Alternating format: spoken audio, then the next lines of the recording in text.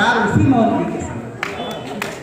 जिसने पढ़ा निकाह मेरा जिस परी के संग, बेगम हुई फरार उसी मौलवी के संग। इनने भी मारा दाव तो बेचित्त कर दिया, वो इनकी भी के संग, ये उसकी भी के संग। इनका जोरदार तालियां बजाएं और आपके पास आए।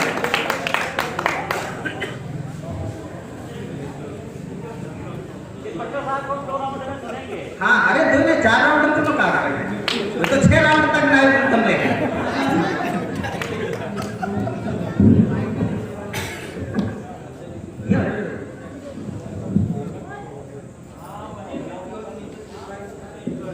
हिंदुस्तान में आज तक कोई ऐसा माइक नहीं बना जो कवि के नाप का हो। बहुत बहुत धन्यवाद कहता हूँ संचालक महोदय, और रेवसा की पावन भूमि को प्रणाम करता हूँ देवी माँ को, और देवी रूप में बैठी हुई समस्त नारियों को प्रणाम करता हूँ, और जो भी श्रोता लोग बैठे हुए हैं उनकी उपस्थिति को नमन करता हूँ, मंच को नमन करता हूँ।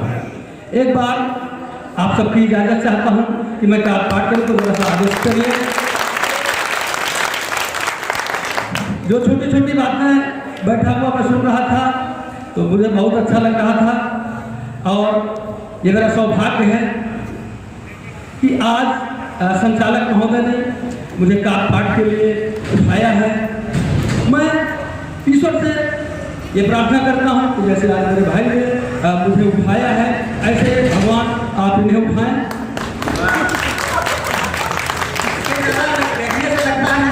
उठाए से मतलब ये नहीं है कि मतलब उठा लेना, मतलब अरे भाई जुबान है, अल्लाह खड़ा सकती। और एक बात और कहना है कि बड़ा हर्ष महसूस हो रहा है, बड़ा गर्व महसूस हो रहा है, आज हम आपके बीच में हैं। और मेरी भी इच्छा है कि जिस तरह से आज हम आपके बीच में हैं, आपके इशारे पर अपना काव्य पाठ कर रहे हैं, मेरी बड़ी इच्छा है कि ऐसे ही आप हवालात में हमारी आए और हमारे इशारे पर पाठ करें। लेकिन एक बात और है, एक बात और भी है कि जैसे आप यहाँ हमारे लिए तालियां बजा रहे हैं, ऐसे हम वहाँ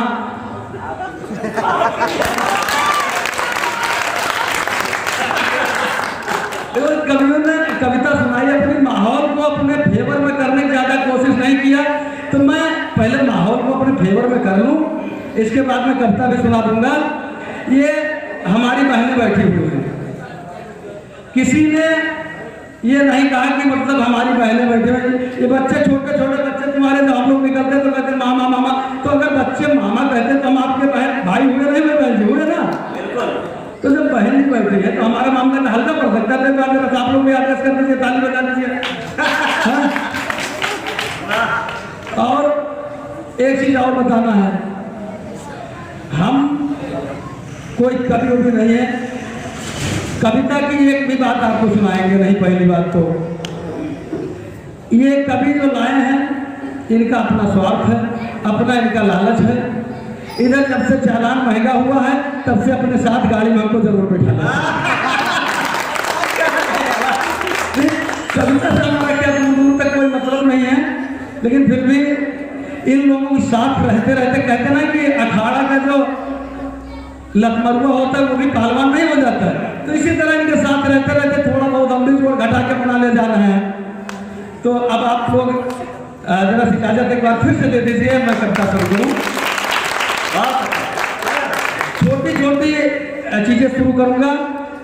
हमारे बीच में पढ़ने वाले बच्चे हैं, तो बात पढ़ाई से ही शुरू की जाए जी। लड़के जो बच्चे हैं, ये हाई स्कूल की परीक्षा, इंटर की परीक्षा, जो बोर्ड की परीक्षा होती है, इससे जो पढ़ने वाले लड़के वो तो नहीं घबराते हैं, लेकिन जो नहीं पढ़ने वाले लड़के हैं ये बहुत घबराते हैं।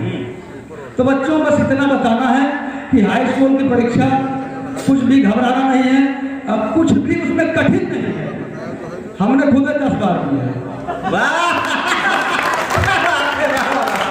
तो आप लोग भी, दादा लोग, जो लोग सुन रहे हैं, थोड़ा सा टेंशन दे देंगे तो हमारा भी थोड़ा बहुत हो जाएगा, नहीं तो आप तो समझ रहे हो सब कि 10वीं में 10वीं बार फेल होने पर 10वीं बार फेल होने पर पिताजी ने कहा कि नालायक तुझे शर्म नहीं आई है?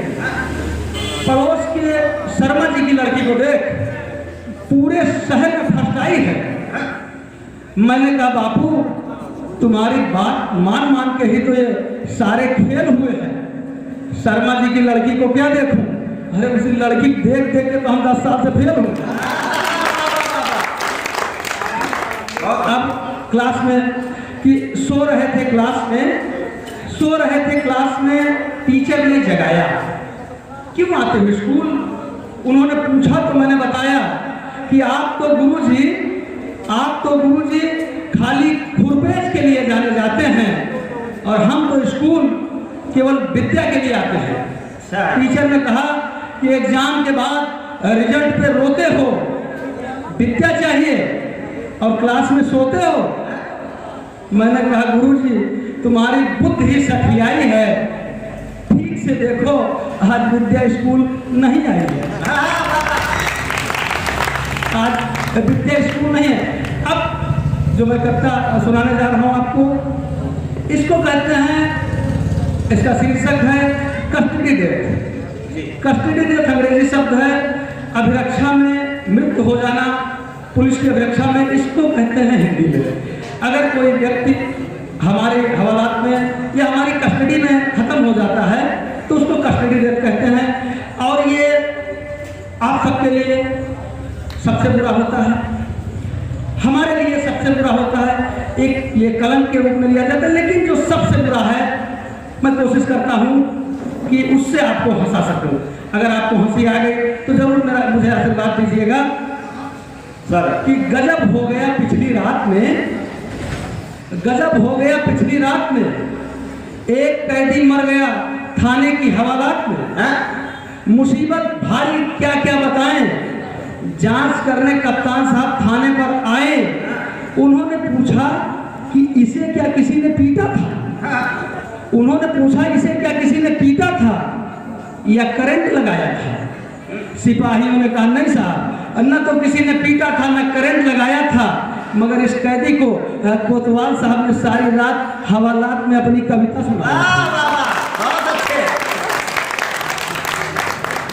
सुनाया था। और हमारी ड्यूटी में कोई नहीं लोग है, मर गया कैदी, ये इनकी कविता का प्रकोप है। कप्तान साहब ने कहा कि तुम्हें फांसी का दंड मिलेगा।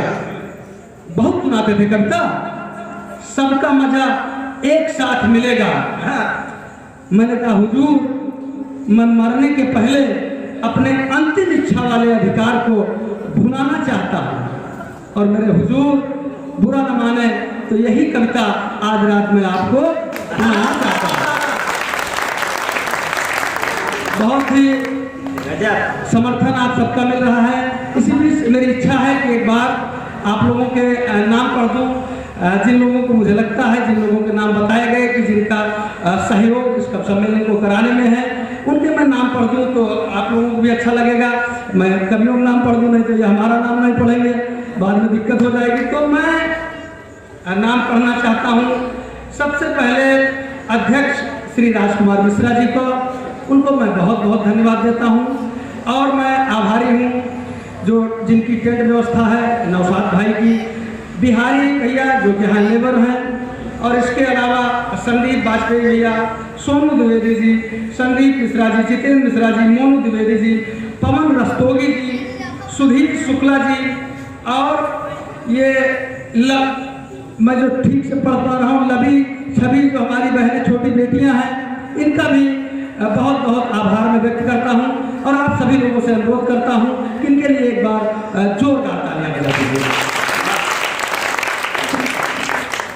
और जो भी हमारे अध्यक्ष जी हैं, आप जान ही रहे हैं कि बहुत ही ओज के बहुत बड़े हस्ताक्षर हैं, और जो संयोजक महोदय हैं या जो संचालक महोदय हैं, सबके बारे में मैं बारी बारी बताता जाऊंगा तो मुझे लगता बहुत समय भी हो जाएगा। दूसरा मैं इतना वो कम दिमाग का हूँ भी नहीं कि अपने समय में दूसरे की तारीफ करूँ।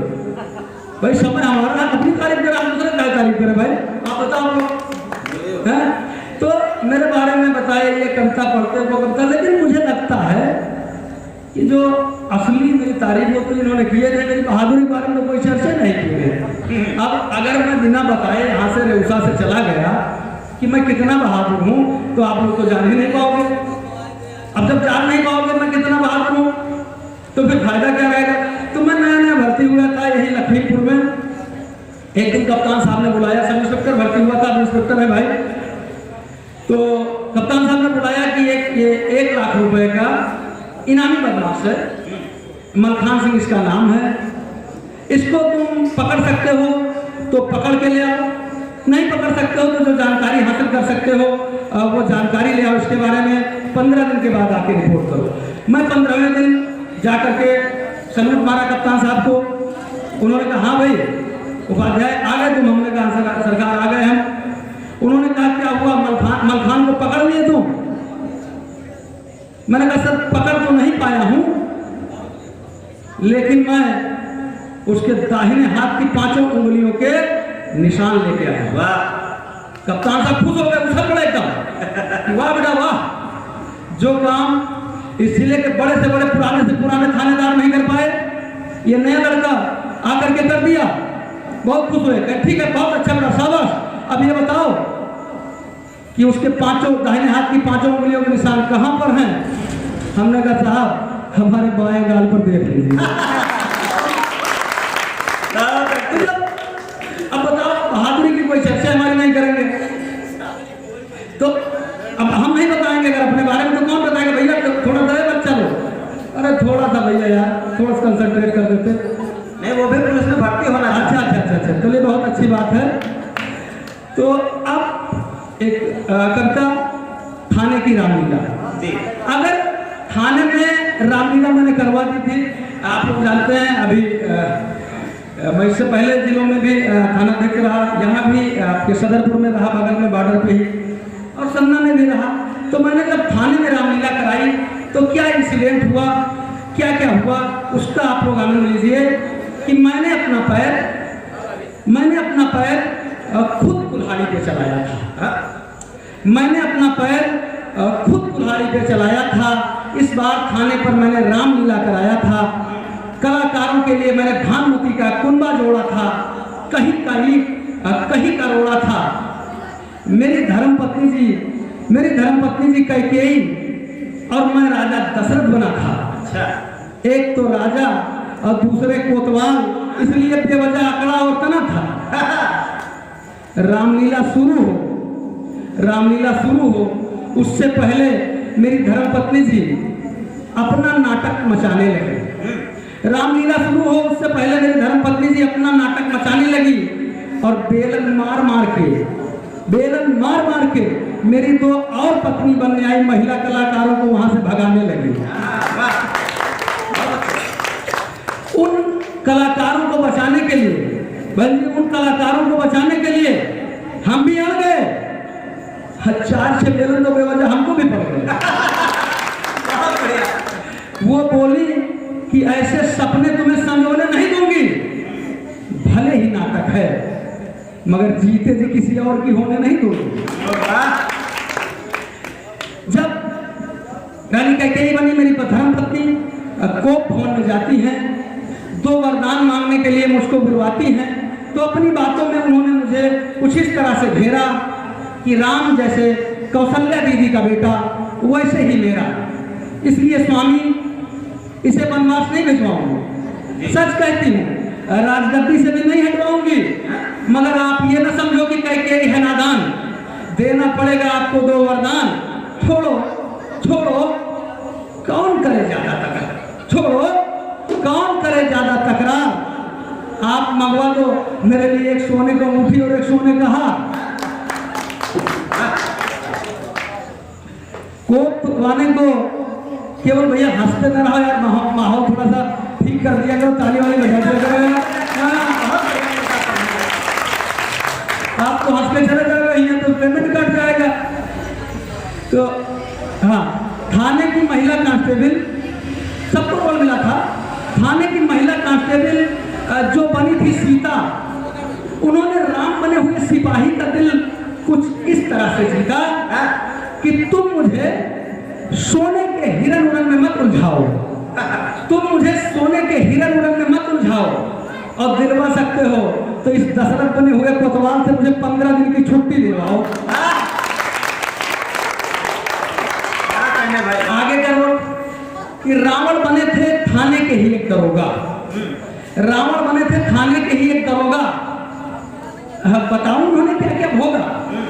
यूं तो हवालाती बंदियों को रोल देना मना था, मगर एक बंदी बालिका बेटा अंदर बना था, और भी बंदी बंदरों के बच्चे बने थे, सबको मैंने रोल दिया था।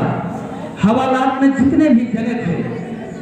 रामायण में एक प्रसंग है कि रावण बाल की कैद में उसकी घुड़साल में जब लेकर जाता है, लाया जाता है, तो जो बंदर के बच्चे हैं वो उसको घोड़ा बना करके उस पर बैठते, उस पर चावल बरसाते। तो ये सीन अपने मन में रखिएगा। आगे सुनिएगा कि जब रावण बने दरोगा जी बाल की कैद में उसकी घुड़साल में लाए जाते हैं, तो बंदर बने हुए कैदी उन्हें घोड़ा बनाते हैं। घोड़े पर बैठकर कैदी उसे तेज तेज भगाने लगे, और तेज भागे घोड़ा, इसलिए उसके ऊपर चाबुक बरसाने लगे, चाबुक बरसाने लगे। तो फिर आगे सुनिए कि धीरे धीरे मारो, कैदियों से कहा धीरे धीरे मारो। दरोगा जी ने कहा बात में धीरे धीरे मारो। दरोगा जी ने कहा बात में। तो कैदी बोले काहे धीरे भाई, अब काहे धीरे भाई, तुमने क्या हम लोगों को धीरे धीरे मारा था हवालात में। तो इस बार की रामलीला में मेरा सब कुछ बंटाधार हो गया। इस बार की रामलीला में मेरा सब कुछ बंटाधार हो गया, क्योंकि संजीवनी बूटी लेने गया, हनुमान बना कैदी, बीच रास्ते से ही फरार हो गया। अच्छा, जैसे कब सम्मेलन आप कराते हो भैया, ऐसा ना है कि कब सम्मेलन केवल आप लोग कराते हो। थाने में होता हम कराए, खुद कराए हैं, यही सदरपुर में कराए हैं। बड़े बड़े कभी बुलाए भैया, ये अपने विशेष शर्मा जी यही संचालक रहे, रजनीश दादा अध्यक्ष रहे। ये लोग जैसे आप लोग हैं, तो ये वही रहेगा जिसमें पेमेंट नहीं मिला था हम लोगों को। अरे अब जो मिला वो तो हम बताने जा रहे हैं आगे। तो आप लोग बुलाते हो तो ये तय नहीं करते हैं आपसे, लेकिन कोई अनाड़ी पुलिस वाला जो फंस जाए इनसे, तो ये बिना 10-20 हज़ार 25 हज़ार मांगे वहाँ तक जाते नहीं थाने तक। तो ये कोई 10,000 बताए, 15,000 बताए, अपने जो संयोजक महोदय यही 10,000 अपना पेमेंट बताए। अब जो कार्यक्रम करा रहे थे, जैसे आपके संयोजक हमारे तरफ संयोजक रहे, वो पीछे हटने लगे, तो कहने लगे इतना पैसा साहब कैसे हो पाएगा। हम कहे भाई जब श्री कृष्ण जी की जन्माष्टमी है, काहे हल्ला करा यार लड़को तुम लोग, चुप करो भाई। तो हमने कहा जब भगवान की जन्माष्टमी है, भगवान का है, तो बुलाओ तो होगा, देखा जाएगा। रात भर बुलाए सबको, रात भर धुआंधार करता हुए, इतने एक तमंचा वाला रजनीश दादा तोप से पाकिस्तान का उड़ाने वाला सुनाए, सब बहुत ताली बजाए। विशेष शर्मा जी हाथ पड़े, सारी रात हुआ, सारी रात सबने बड़ा आनंद लिया। सवेरा हुआ, सबका मैंने पेमेंट दे दिया, जिसका 10,000 दे दिया, जिसका 20,000 दे दिया, सबका मैंने दे दिया, किसी का नहीं रखा। और थाने से ऐसे लोग चले भैया, आगे ही जहांगीराबाद पर पुलिस चौकी हमारी थी, वहीं हमने पुलिस चेकिंग लगवा दी।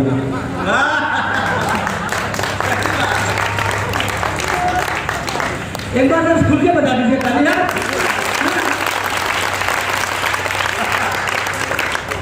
जब हमने चेकिंग लगवा दिया तो ये कहने लगे, मतलब इनके पास कागज नहीं था, वो कागज में फंस गए।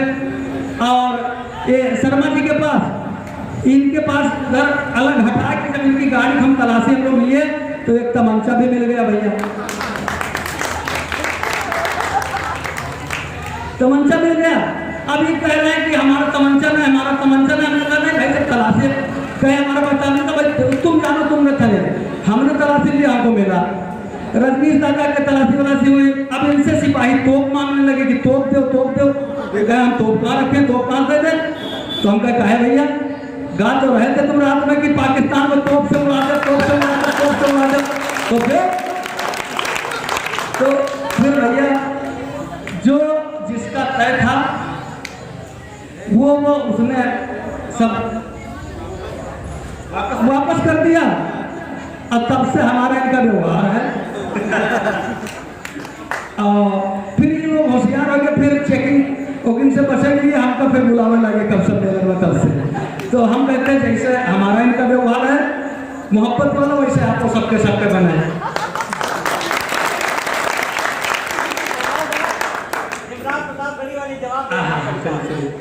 और थोड़ा सा और आपको हंसाने की कोशिश कर दो, फिर जो आपकी फरमाइश है जब समय होने लगेगा तो प्लीज बता दीजिएगा। नहीं दादा। अच्छा तब ठीक है, माहौल ठीक है।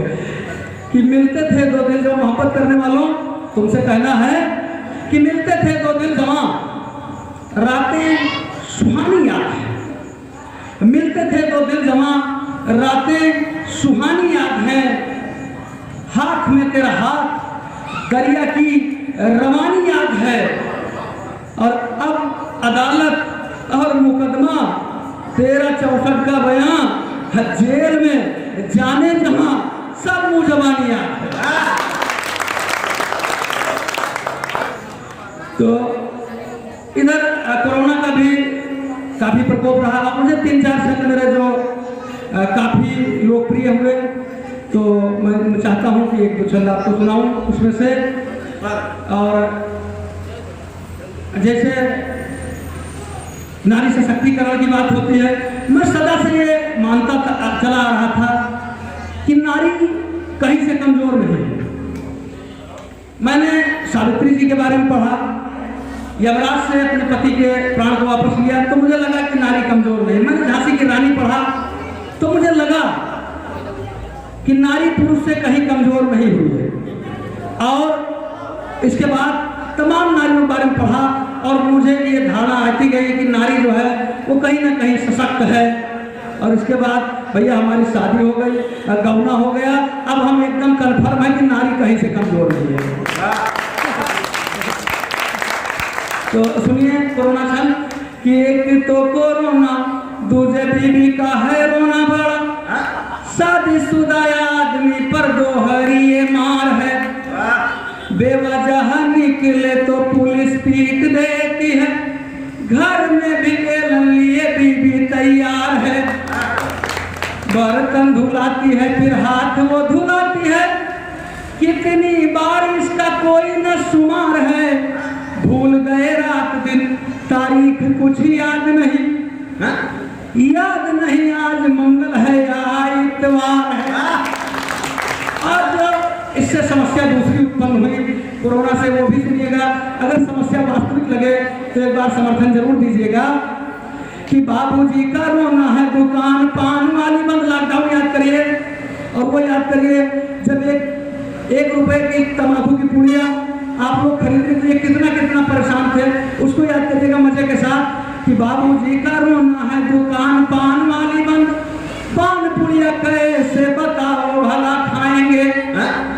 बच्चे परेशान पापा घर में ही पड़े रहते, कितना पहाड़ा हम याद कर सुनाएंगे।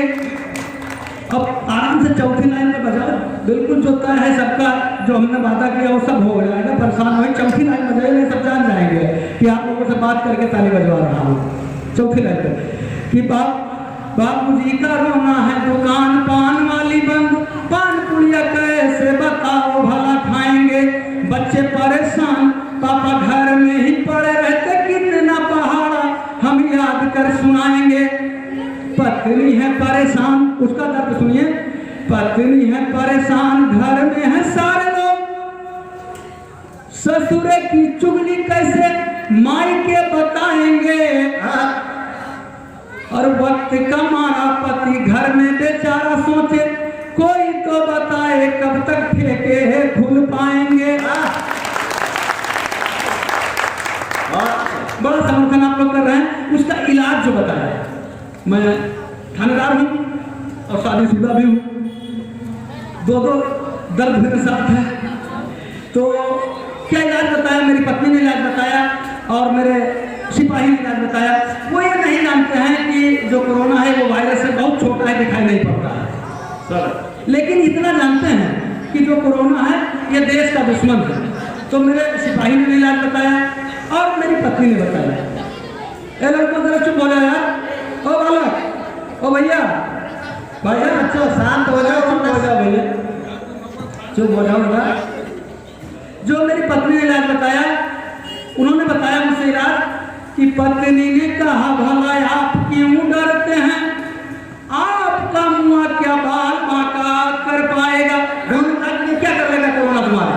पत्नी ने कहा भला आप क्यों डरते हैं, आपका मुआ क्या बाल बांका कर पाएगा, और डाल देंगे आप इसे जिस दिन हवालात में, होगी ना जमानत बिना मौत मर जाएगा।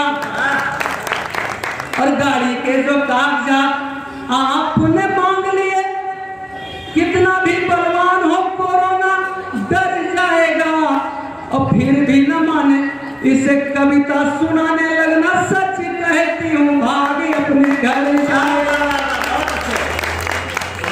मेरे सिपाही ने कहा कि मार मार बेटे से कर दो बेहाल सब, इसके ऊपर जूता और लात होनी चाहिए। किसके ऊपर?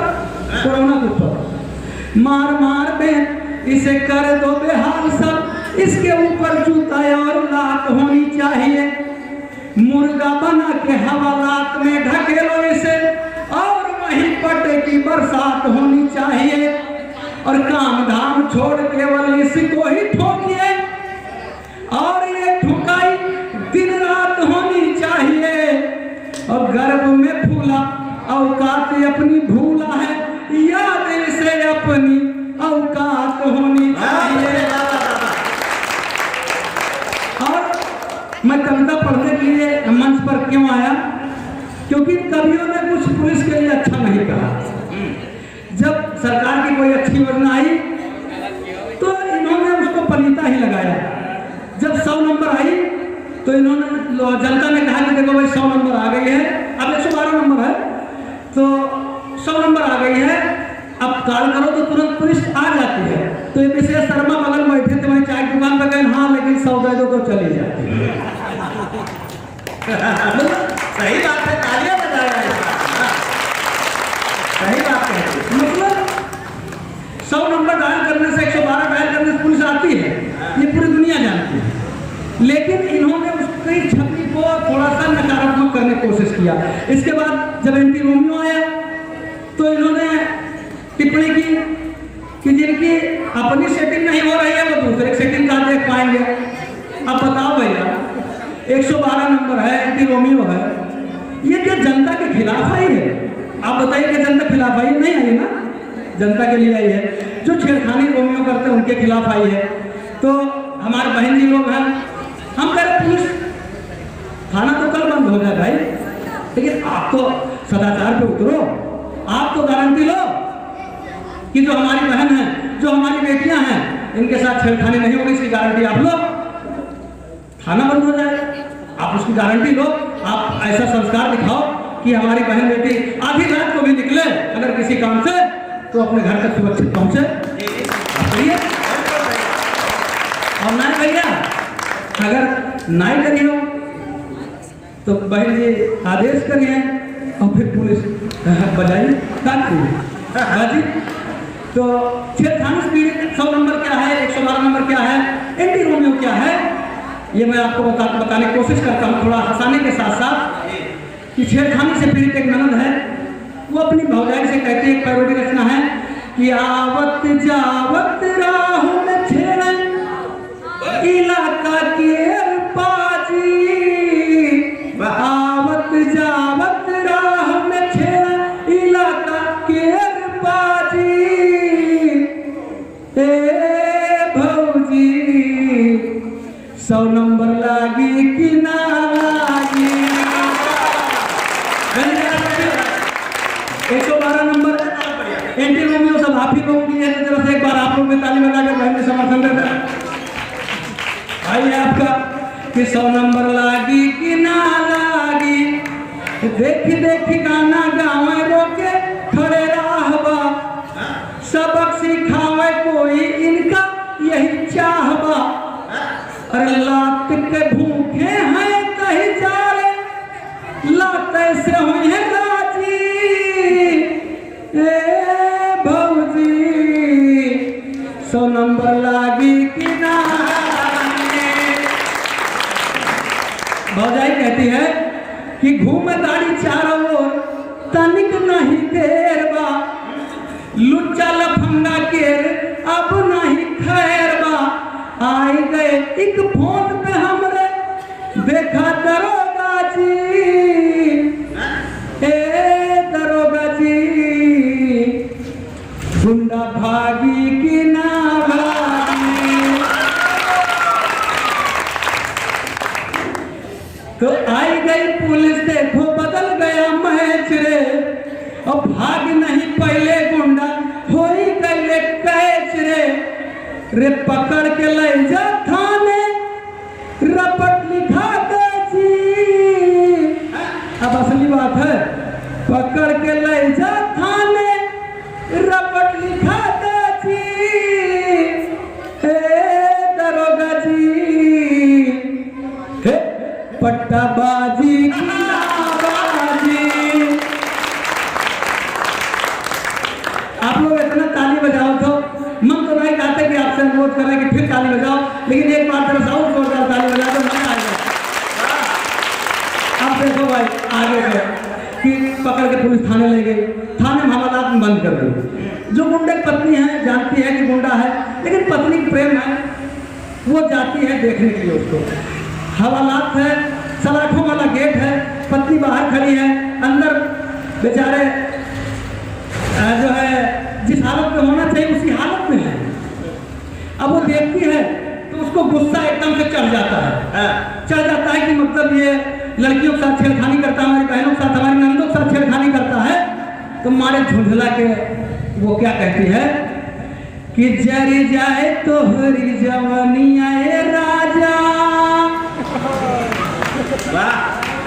जरी जाए तो हरी जवानिया ए राजा, खूब की हो छेड़खानिया हो, अरे अब झेला, अब झेला, अरे खोबनी के से जबहिया रेला हो, अब झेला, अरे मारुति से हो जाबू ठेला हो, अब झेला।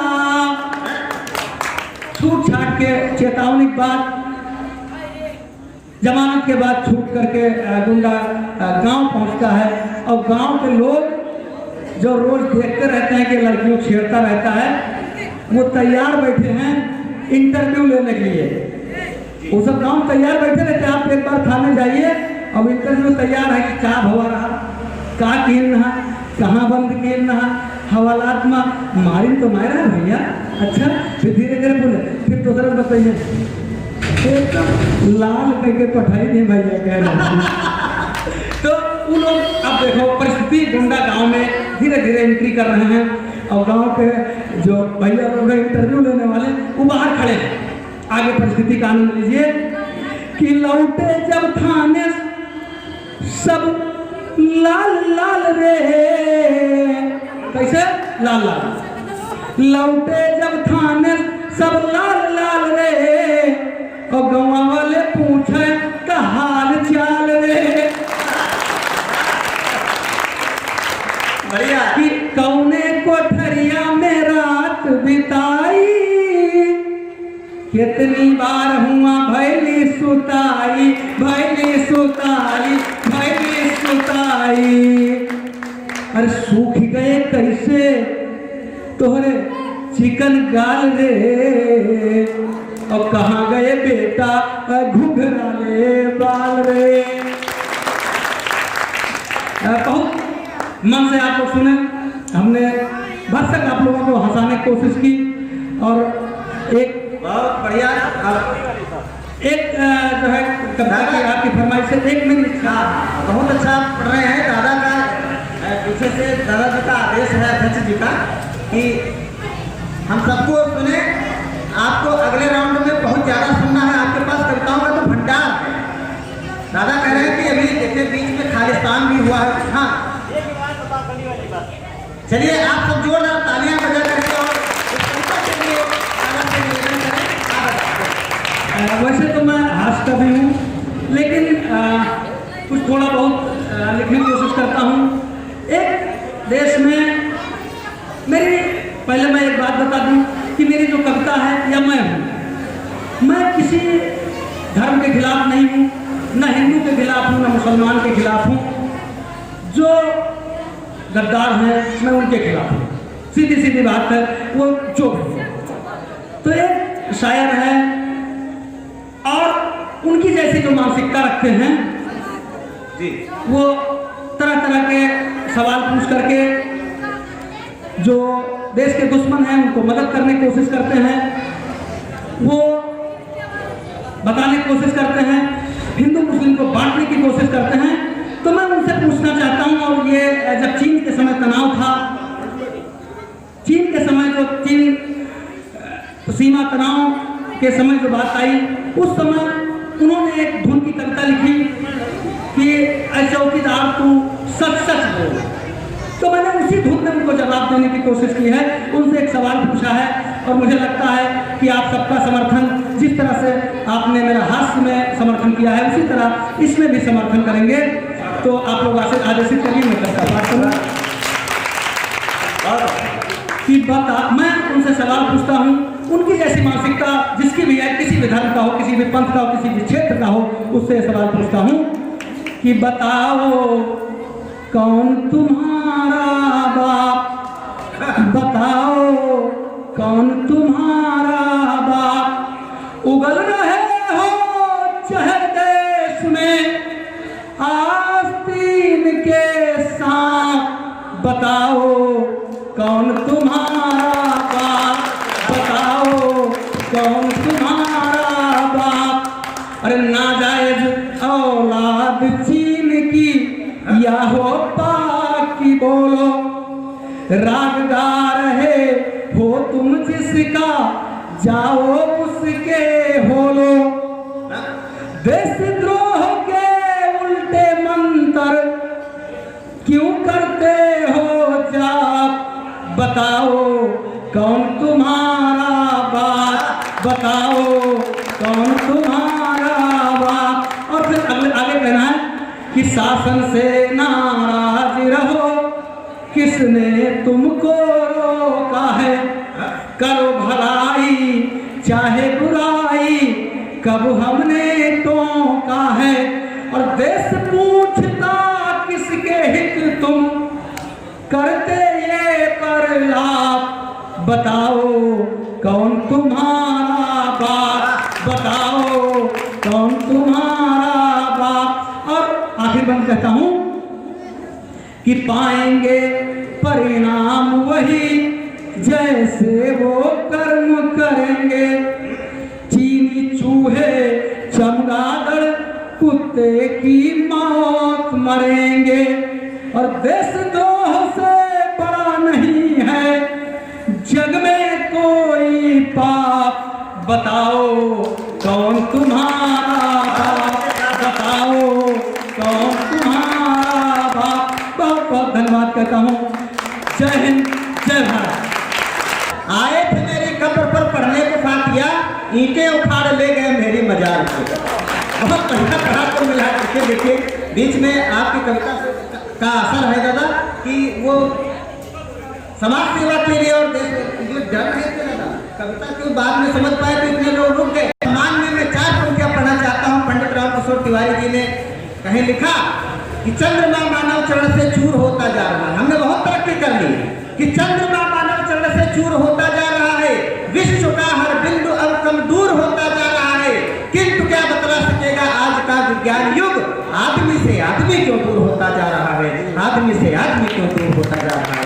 आदरणीय अमरीश जी हमारे मध्य हैं, हम चाहते हैं इनका एक बार जोरदार तालियां बजा करके उनका स्वागत करें। आपके क्षेत्र की समस्त खबरों को, वे हर क्षण की खबरों को वे अखबार में और चैनल के माध्यम से पूरे समाज के बीच में रखने का काम करते हैं, बड़ा पुनीत कार्य करते हैं। एक बार इनके सम्मान में तालियां हो जाएं और अभिषेक शाश्वत जी आकर के और अपने ओज और शौर्य के तेवर को दिखें। भाई अभिषेक शाश्वत।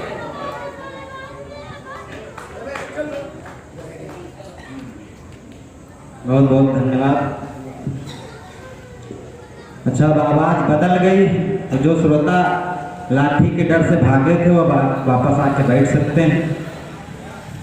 कविता पढ़ने का आदेश हुआ है। कुछ पंक्तियां आपके सामने रखता हूँ। 4 पंक्तियां निवेदन की पढ़ता हूँ मां के चरणों में। पहली बार आपके मध्य उपस्थित हुआ, आप कैसा सुनते हैं, कैसे सुनते हैं, ये मैंने देखा। बड़ा ही गजब का अंदाज है आपका। अभी इंस्पेक्टर साहब इतनी बढ़िया बढ़िया कविताएं सुना गए, ऐसे हंसा हंसा सुना गए। हम तो इतनी देर यही सोच रहे थे कि खाने पट्टा वैसे ही चलाते हैं, कहाँ हंसा हंसा। 4 पंक्तियां पढ़ता हूँ कि सत्य को सत्य मैं लिख सकूं भारती, सत्य को सत्य मैं लिख सकूं भारती, भाव नूतन रहे लेखनी धारती, इतना शीश मुझको मिले आपका, शब्द प्रत्येक माँ की करे शब्द प्रत्येक माँ की करे आरती, शब्द प्रत्येक माँ की करे आरती। गांव की धरती से आया हूँ। 4 पंक्तियां गांव के नाम पढ़ता हूँ। मचलना सीख जाता है, उछलना सीख जाता है, मचलना सीख जाता है, उछलना सीख जाता है, अभावों में गुजर करके संभलना सीख जाता है, अभावों में गुजर करके संभलना सीख जाता है। गरीबी त्रासदी में भी हमारे गांव का बच्चा, गरीबी त्रासदी में भी हमारे गांव का बच्चा सरकता है जमीन पर और चलना सीख सरकता है जमीन पर और चलना सीख जाता है। कुछ पंक्तियां पढ़ता हूँ, जिम्मेदारी बताना चाहता हूँ। कभी क्या होता कि दिनकर अपने प्रबल तेज से बाह्य प्रकाशित करता है, दिनकर अपने प्रबल तेज से बाह्य प्रकाशित करता है, लेकिन कभी कविता के बल से अंतर में घुस सकता है, लेकिन कभी कविता के बल से अंतर में घुस सकता है। भानुदय होकर प्रातः में फिर संध्या में ढलता है, भानुदय होकर प्रातः में फिर संध्या में ढलता है, कभी उगता है एक बार फिर युगों युगों तक चलता है, कभी उगता है एक बार फिर युगों युगों तक चलता है, कभी उगता है एक बार फिर युगों युगों तक चलता है। अब जागो नवयुग के कवि लेखनी अमर कर जाओ तुम, अब जागो नवयुग के कवि लेखनी अमर कर जाओ तुम, परमार्थ भाव से कविता में अव्यक्त सत्य लिख जाओ तुम। निर्भय हो अडिग रहो मग पर, जग में सदैव भय मुक्त दिखो, कविता सविता सी चमकदार स्वच्छंद और उपयुक्त लिखो। गम के बादल घिरे देख डर जाना ठीक नहीं होता, गोली लगने से पहले मर जाना ठीक नहीं। गम के बादल घिरे देख डर जाना ठीक नहीं होता, गोली लगने से पहले मर जाना ठीक नहीं होता। पानी को पानी लिख देना ही कवि की खुददारी है, पानी को पानी लिख देना ही कवि की खुददारी है। अब समाज को सच दिखलाना अपनी जिम्मेदारी है, अब समाज को सच दिखलाना अपनी जिम्मेदारी है। आज इस जिम्मेदारी का निर्वहन अगर कभी नहीं करेगा तो फिर और कौन करेगा। आज समाज में ऐसी स्थितियां आ गई साहब, ऐसी समस्याएं आ गई। अभी कुछ प्रकाश डाल करके दरोगा जी भी गए उस पर। आज हमारी बहनें बेटियां बाहर निकलने से डरती, किस बात का डर है उन्हें? क्या उन्हें कोई शेर बाघ खा जाएगा? नहीं। क्या भूत प्रेत किसी पिशाच बाधा का डर है? तो नहीं, उन्हें मनुष्यों का डर है। हमारा डर है उन्हें, वो हमसे डर नहीं। हमारी बेटियां हमसे डर रही हैं, हम इतना गिर गए। रोज कहीं न कहीं एक कांड हो रहा, लोग जिसका ठेकरा सरकार पर फोड़ते हैं, सरकार कुछ नहीं कर रही, पुलिस प्रशासन कुछ नहीं कर पा रहा। अरे जिम्मेदारी पुलिस की है, सरकार की है, बेटियां आपकी है, बेटियां समाज की है, तो उनके सुरक्षा का दायित्व तो आपका है, उनके संरक्षण की जिम्मेदारी भी आपकी है। बहुत बढ़िया। कुछ पंक्तियां, कुछ प्रश्न उठाता हूं, अगर आपको लगे कि मैंने सही प्रश्न उठाया तो मेरा समर्थन करना। जी स्वागत। कि एक बार चट से जो टूट गया धागा कोई, आप किसी युक्ति से दोबारा जोड़ देंगे क्या? एक बार चट से जो टूट गया धागा कोई, आप किसी युक्ति से दोबारा जोड़ देंगे क्या? चाक पर चढ़ा बना और फिर पक गया, देख खुद रूप बार बार फोड़ देंगे क्या? धार सरिता की तेज बहे निज वेग से ही, धार सरिता की तेज बहे निज वेग से ही, आप जहां चाहे वहां कैसे मोड़ देंगे क्या? आप जहां चाहे वहां वैसे मोड़ देंगे क्या? बेटी हो हमारी, आपकी हो या किसी और की हो, उसे सरकार के सहारे छोड़ देंगे। बेटी हो हमारी, आपकी हो या किसी और की हो, उसे सरकार के सहारे छोड़ देंगे क्या? बहुत बढ़िया। अरे जिम्मेदारी हमारी और आपकी इस है। समय सरकार के द्वारा एक सरकार अपना काम कर रही है, सरकार रोज नई नई योजनाएं ला रही है कन्याओं के लिए, लेकिन अपनी भी तो जिम्मेदारी बनती है। रोज समृद्धि योजना, कन्या योजना, हमसे को छत याद हो तो पढ़ दीजिए। मिशन क्या है वो डर लगता है। एक घटना और उठाता हूँ, आज दुराचार हो रहे हैं तो बंद कैसे होंगे? पहले भी कभी हो रहे थे, तब भी बंद हुए थे, वैसे ही फिर बंद होंगे। पढ़ता हूँ, सुनिएगा और समर्थन कीजिएगा जी। 1565 की बात है ये, 1565 की बात है, सन 1564-65। 1565 की बात है, बाजार आगरे में थी जनानी लगने लगी। सबको याद होगा मीना बाजार लगवाता था अकबर। 1565 की बात है, बाजार आगरे में थी जनानी लगने लगी। हाय हाय के सिवाय कुछ न सुनाई पड़े, दर्दनाक किले की कहानी लगने लगी। लेकिन फिर हुआ क्या, सुनना पंक्तियां और मुझे बताना। हाय हाय के सिवाय कुछ न सुनाई पड़े, दर्दनाक किले की कहानी लगने लगी।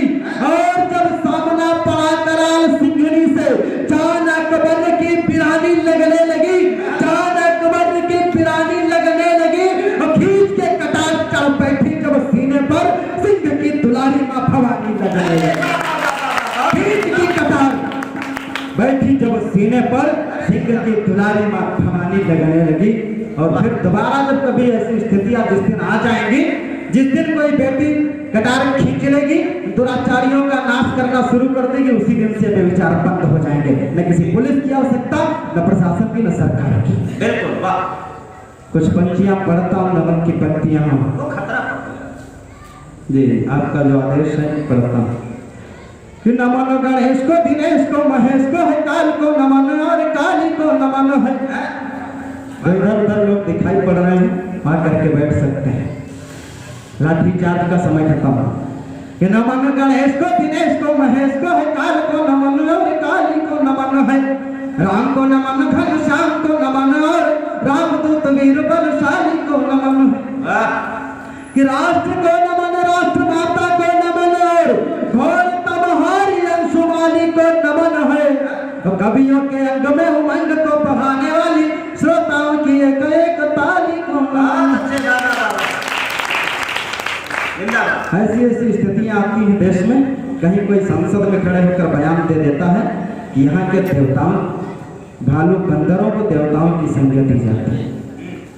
तब कहीं लिखना पड़ता है कि कलाकारी की सीमाएं कलंदर लांघ जाते हैं, कलाकारी की सीमाएं कलंदर लांघ जाते हैं। पड़े जो वक्त तो सारे तवंडर लांघ जाते हैं। और यहाँ के बंदरों में भी पराक्रम शौर्य है इतना, दिला दे जोश अगर कोई समंदर लांघ जाते हैं, दिला दे जोश अगर कोई समंदर लांघ जाते हैं। तब पढ़ता हूं कि अगम समुद्र लांघ लंघ में किया प्रवेश, अगम समुद्र लांघ लंक में किया प्रवेश, मुख्य द्वार पे मिटाया लंकिनी के मान को। व्याकुल क्षुधा से हुए खाए फल तोड़े तम, बंधे ब्रह्म भास रखा विधि सन्मान को। राम काज हेतु अति दीन बने शांति प्रिय, चित्त में समेटे हुए निज स्वाभिमान को, चित्त में समेटे हुए निज स्वाभिमान को। खेल खेल में ही शरणपुरी को बनाया राख, नमन हजार बार वीर हनुमान। खेल खेल में ही शरणपुरी को बनाया राख, नमन हजार बार वीर हनुमान को। कुछ पंक्तियां राम जी के चरणों में रखता हूँ कि बाण और रावण से धनुज हुए हैं यहाँ, विश्व को हराए किंतु राम जी से हारे हैं। कि बाण और रावण से धनुज हुए हैं यहाँ, विश्व को हराए किंतु राम जी से हारे हैं। बड़े बड़े ज्ञानी ध्यानी सिद्धवा मुनि सुजन, जीवन सकल निज राम जी प्यारे हैं।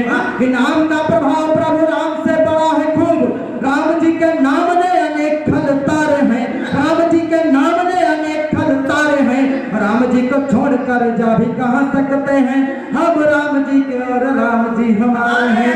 राम जी को छोड़कर जा भी कहाँ सकते हैं, हम राम जी के और राम जी हमारे हैं।